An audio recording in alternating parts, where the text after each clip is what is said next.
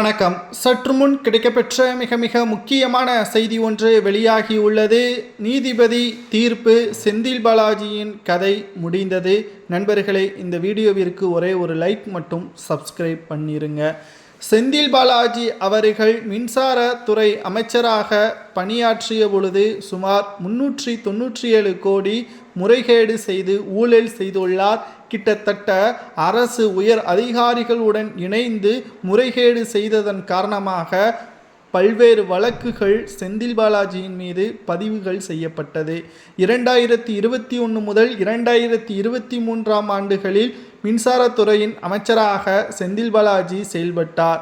400 கோடி வரை ஊழல் செய்யப்பட்டிருப்பதன் காரணமாக பல ஆண்டுகளாக இந்த வழக்கு விசாரணை நடந்து வந்தது. தற்பொழுது சிபிஐ துறையினர் இந்த வழக்கை விசாரணை செய்ய வேண்டும் என்று நீதிபதி தீர்ப்பை வழங்கியுள்ளார்.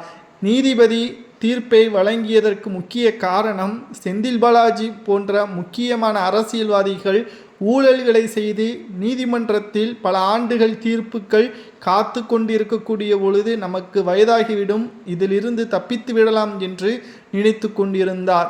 சிபிஐ துறைக்கு மாற்றப்பட்டதால் குறுகிய காலத்தில் விசாரணை முடிவிற்கு வரும். செந்தில் பாலாஜி குற்றவாளி என்று கூறப்பட்டால் புழல் சிறையிலோ டெல்லி திகார் சிறைச்சாலையிலோ அடைக்கப்படலாம். இதனால் செந்தில் பாலாஜியின் அரசியல் வாழ்க்கை மட்டுமல்ல, ஒட்டுமொத்த கதையும் முடிந்துவிடும் நீதிபதியின் தீர்ப்பால் என்ற தகவலும் சமூக வலைதளங்களில் வைரலாக பரவி வருகிறது.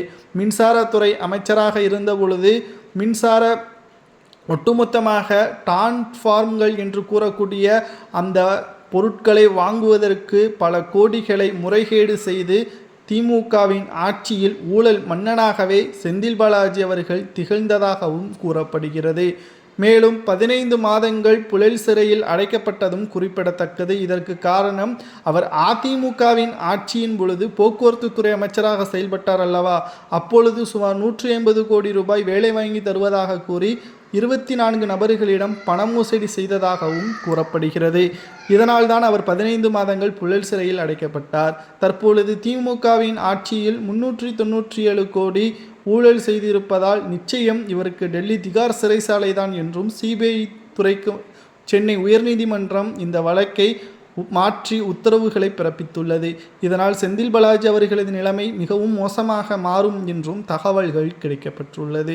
நண்பர்களை, செந்தில் பாலாஜி அவர்கள் ஊழல் செய்தால் அவருக்கு என்ன தண்டனை கொடுக்கலாம்? மக்கள் மீண்டும் அவரை கோவை தெற்கில் வெற்றியடைய வைப்பது சரியா தவறா என்பதையும் கமெண்ட் வாயிலாக கூறுங்கள்.